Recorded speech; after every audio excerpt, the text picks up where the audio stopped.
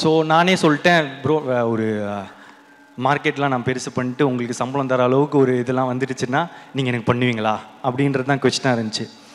அப்போ சொன்னார், நீ மார்க்கெட் பெருசு பண்ணிட்டு வாடா, நான் பண்ணுறேன் அப்படின்னாரு.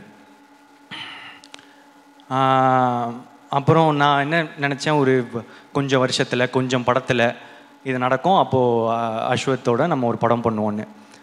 ஆனால் அது ஒரே படத்தில் நடக்க வச்சது நீங்கள் தான். லவ் டுடே முடித்த உடனே அதான் அதுக்கேற்ற ஒரு மார்க்கெட் வந்து உண்டாச்சு. அப்போது எனக்கு சொன்ன மாதிரியே அவரே கால் பண்ணிட்டாரு. கால் பண்ணி, ஆனால் இந்த படம் டிராகன் வந்து ரொம்ப இம்பார்ட்டண்ட் இந்த படத்தோட வெற்றி. ஏன் அப்படின்னா, இப்போ கோமாளி ஹிட் ஆகும்போது வந்து ஒரு படம் ஹிட் ஆகிடுச்சு, எப்போவுமே அந்த ரெண்டாவது படம்ன்றது ரொம்ப இம்பார்ட்டண்ட்டு டேரக்டராக. இல்லைனா ஃபஸ்ட்டு படம் லக்கு மாதிரி ஆகிடும், ஏதோ ஒரு படம் ஓடிடுச்சு அப்படின்ற மாதிரி ஆகிடும். ஸோ ஏதோ ஒரு படம் ஹிட் ஆகிடுச்சு, இல்லை ஒன் டைம் ஒன்றோ அந்த மாதிரி லக் ஆகிடக்கூடாது அப்படின்றதுக்காக வந்து இப்போ ரெண்டாவது படம் திருப்பி ஆக்டராக ரொம்ப இம்பார்ட்டண்ட்டு. இன்னொன்று என்னென்னா, சரி நானே டைரக்ட் பண்ணி இவரே டைரக்ட் பண்ணி இவரே எடுத்துட்டாரு, அது பாசிபிள். இன்னொருத்தங்க டைரக்ஷனில் எப்படி நடிப்பாங்க, ஒரு ஆக்டராக தானே இன்னொருத்தர் டைரக்டரில் ஃபுல்லாக நடிக்கணும் அப்படின்றது ரொம்ப இம்பார்ட்டண்ட்டில்.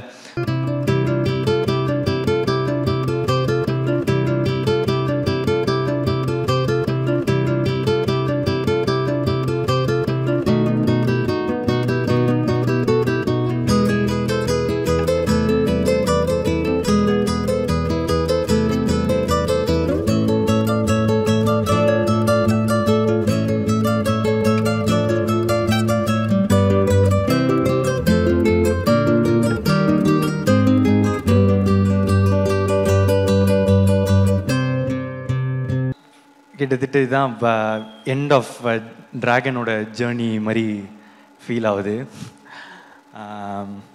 இன்னைக்கு கூட இப்போ அஸ்வத் ப்ரோ வந்து காலில் சொல்லியிருந்தார், இதுதான் கிட்டத்தட்ட லாஸ்ட்டு ஃபங்க்ஷன், இதுக்கு மேலே அவார்ட்ஸ் ஃபங்க்ஷன் அதெல்லாம் இருக்கும், ஆனால் எங்களோட ஜேர்னியாக கிட்டத்தட்ட இது ஒரு எண்டு. இந்த டைமில் வந்து இப்போ இந்த வீடியோலாம் பார்க்கும்போது ரொம்ப ஸ்வீட்டாக இருந்துச்சு. அப்போது இதோட ஸ்டார்டிங் பாயிண்ட் எங்கே அப்படின்னு யோசித்து பார்த்தா, ஒரு நாள் வந்து படம் பண்ணலாமா அப்படின்னு அவர் கால் பண்ணது ஸ்டார்டிங் பாயிண்ட் இல்லைன்னு நான் நினைக்கிறேன். ஒரு இந்த ஓமை கடவுளே வந்து எழுதிட்டு இருக்கும் போது நாங்கள்லாம் ஒன்றா டிஸ்கஸ் பண்ணிகிட்ருப்போம். அப்போ வந்து ஒரு கேரக்டர் இருக்குது பண்ணுறியாடா அப்படின்னு கேட்டார். இல்லை நான் நடித்தா ஹீரோ தான் அப்படின்னு சொன்னேன். இந்த காதல் படத்தில் வரோம்ல, இந்த வில்லன் ரோலு, அமெரிக்கன் மாப்பிள்ளை, இதெல்லாம் ஓகேவா அப்படின்னு கேட்கும்போது, இல்லை நான் நடித்தா ஹீரோ தான், அந்த மாதிரி ஒரு குருட்டு நம்பிக்கையில் அப்போ நடித்தா ஹீரோ தான் அப்படின்னு சொன்னேன். என்னன்னா, அப்போது வந்து கோமாளியும் வரல, எதுவுமே வரல என்ன. ஆனால் அவர் எதுவும் நம்பினார், பண்ணுவான் போல் அப்படின்ற மாதிரி ஒன்று இருந்துச்சு. அதுக்கப்புறம் வந்து ஒரு கோமாளி நடந்துச்சு.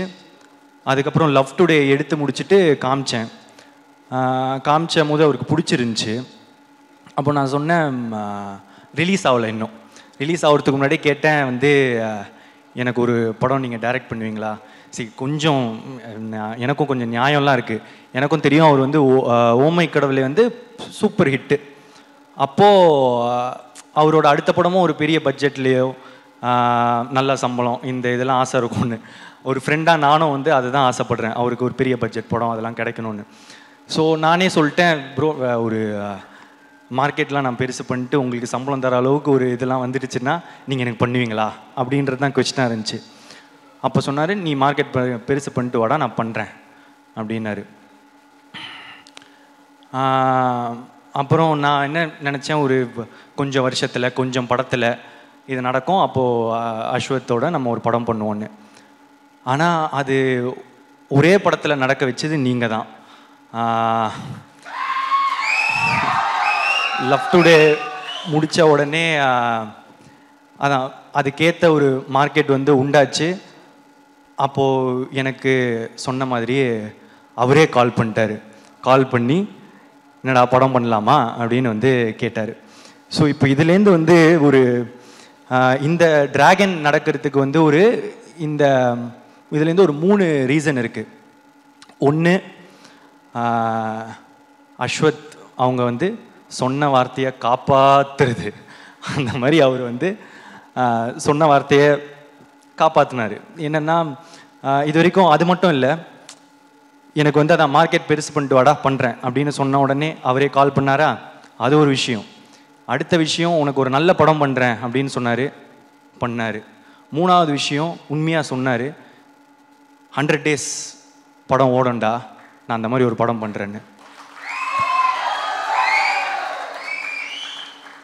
ஸோ சொன்ன வார்த்தையை காப்பாற்றின அஸ்வத்துக்கு தேங்க்ஸ். ஸோ அதனால தான் இந்த ரீசன், இந்த படம் டிராகன் நடந்ததுக்கு ரீசன். இன்னொரு 2வது ரீசன் வந்து அன்றைக்கி ஒரு வச்சல ஒரு குருட்டு நம்பிக்கை, நடிச்சா ஹீரோ தான் அப்படின்னு. அதுக்கு ஒரு லாஜிக்கே இல்லை. நினச்சி பார்த்தா இப்போ எப்படி அப்படின்னு நினச்சி தெரியல, அது ஏதோ நடந்துருச்சு. 3வது வந்து நீங்கள் கொடுத்த அந்த வெற்றி, லவ் டுடேவோட வெற்றி, அந்த வெற்றினால் மட்டுமே இந்த படம் சீக்கிரமாக நடந்துச்சு. அதுக்கப்புறம் முக்கியமாக வந்து ஏஜிஎஸ். ஆமாம், எங்களுக்கு இது வந்து எங்களோட 2வது 100th டே ஃபங்க்ஷன். அப்போ இதுலேருந்து எங்கள் ஜேர்னி எவ்வளோ பெருசாக இருந்திருக்கும், எங்களுக்குள்ள என்ன ரிலேஷன்ஷிப் இருக்கும் அப்படின்றது இப்போ நாங்கள் ஃபீல் பண்ணுறதை தாண்டி உங்களுக்குமே ஃபீல் பண்ண ஆரம்பிச்சிருப்பீங்க. ஏன்னா நான் வந்து இந்த லவ் டுடே பண்ணும் போது இன்னொரு படமும் பண்ணுறோம் அப்படின்னு தான் பேசினோம். ஸோ லவ் டுடே முடித்த பிறகே வந்து என்ன படம் பண்ணலாம், ஏன்னா வந்து எக்ஸ்பெக்டேஷன்ஸ் ஆஃப் லவ் டுடே வந்து ஒரு மேஜிக் அப்படின்னு வந்து பிராண்ட் பண்ண ஆரம்பிச்சிட்டாங்க. ஸோ இது திருப்பி ஒன்று பண்ணணுமே, என்ன பண்ணலாம், இது வந்து சாட்டிஸ்ஃபை ஆகும் அப்படின்றது ரொம்பவே யோசிச்சுட்டே இருப்பேன். ஸோ இன்னொரு படம் டைரக்ட் பண்ணி ஆக்ட் பண்ணலாமா, இதெல்லாம் வந்து போயிட்டே இருக்கும் போது தான் ஏற்கனவே ஏஜிஎஸும் அஸ்வத் ப்ரோவும் வந்து பேசியிருந்தாங்க, ஒரு படம் பண்ணுறது அவங்களும் பேசியிருந்தாங்க. ஸோ இது கரெக்டாக வந்து ஒரு மாதிரி அமையும்னு சொல்லுவாங்கள்ல, அந்த மாதிரி தான் எனக்கு டிராகன் அமைஞ்சது. ஸோ இந்த ஏஜிஎஸோட இருக்கிற இந்த ஜேர்னி எனக்கு வந்து இன்னும் போயிட்டே இருக்கும்னு நான் நினைக்கிறேன், நம்புகிறேன். Thank you Aghoram sir, Ganesh sir, Suresh sir, Archana ma'am, Aishwarya ma'am, Venkat Manickam sir.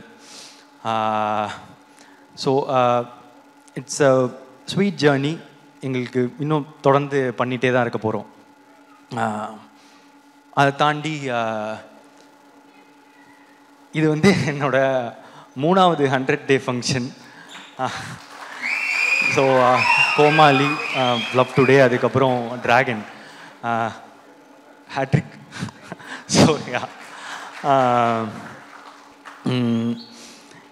ஆனால் இந்த படம் டிராகன் வந்து ரொம்ப இம்பார்ட்டண்ட் இந்த படத்தோட வெற்றி. ஏன் அப்படின்னா, இப்போ கோமாளி ஹிட் ஆகும்போது வந்து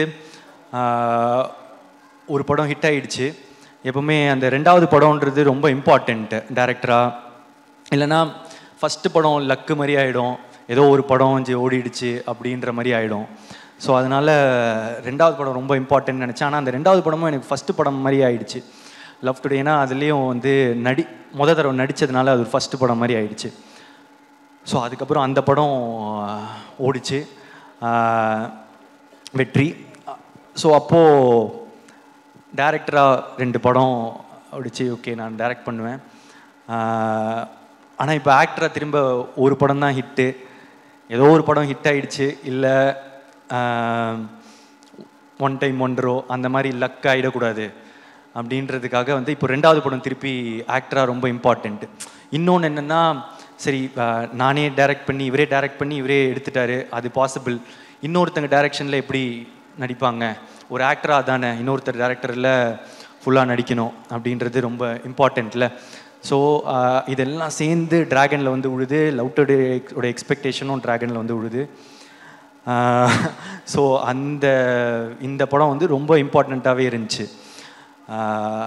இதோட வெற்றி இந்த 2வது படமாக எனக்கு ஹிட் ஆனதுக்கு, அதுக்கப்புறம் இப்போது 2 படம் டைரக்டராக 2 படம் ஆக்டராக எனக்கு ஹிட் ஆனதுக்கு இப்போ முக்கியமான ரீசன் வந்து இப்போது அஸ்வத், ஏஜிஎஸ் அண்ட் அதெல்லாம் தாண்டி ஆடியன்ஸ் நீங்கள் தான். ஆமாம். ஏன் அப்படின்னா இந்த இடம் இப்போது இது ரொம்ப பெரிய இடம் நீங்கள் கொடுத்தது. ஃபஸ்ட்டு படமே எனக்கு வந்து நீங்கள் கூட்டிகிட்டு போய் நிற்க வச்ச உயரமோ இடமோ வந்து ரொம்ப பெருசு. அதை தாண்டி திருப்பி வந்து ட்ராகனில் வந்து நீங்கள் கொடுத்துருக்குற இந்த இடம் வந்து ரொம்ப பெருசு. இதுக்கு நான் வந்து என்றைக்குமே வந்து உங்களுக்கு நன்றி கடனோடு தான் இருப்பேன்.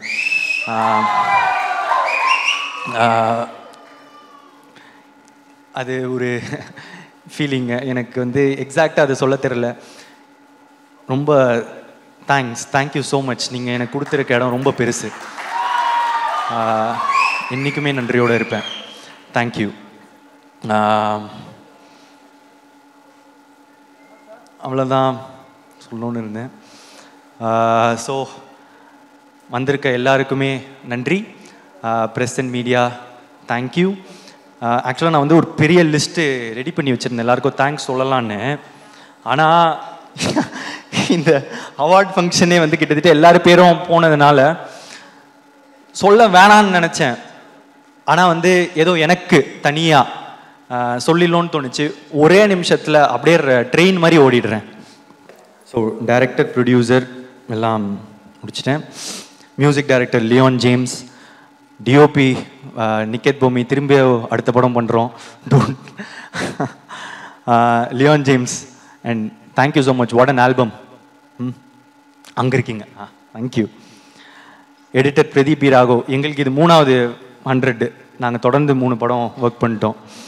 So art director Selvakumar, executive producer Venkat Manickam sir, costume designer Praveen Raja Dinesh, sound design Sachin Hari, sound mixing Raja Krishnan sir, poster design Kabilan, photographer Kabilan, stills Aakash, DI Suresh Ravi, Mango Post, lyrics Vignesh Shivan, Kosesha Apollo. Vignesh Shivan bro வரல, அப்புறமா நான் உங்களை வந்து பார்த்துக்கிறேன். Thank you so much bro. Kosesha thank you. Apollo மாட்டிக்கிட்டாரு. நிறைய கிட்ஸ் எல்லாம் பாடிக்கிட்டே இருக்காங்க என்னை பார்க்கும் போதெல்லாம். தேங்க்யூ.